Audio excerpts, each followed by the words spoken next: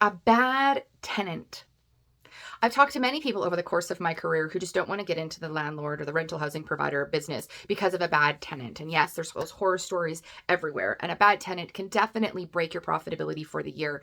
So there is definitely some things though that you could do to mitigate a risk for having a tenant that can cause damages or to not pay rent.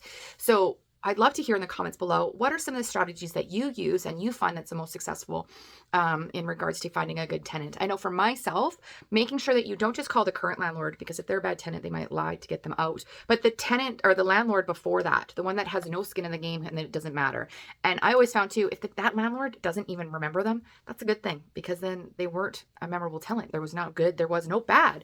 So they're just quiet. So definitely, what are your tips for finding a good tenant?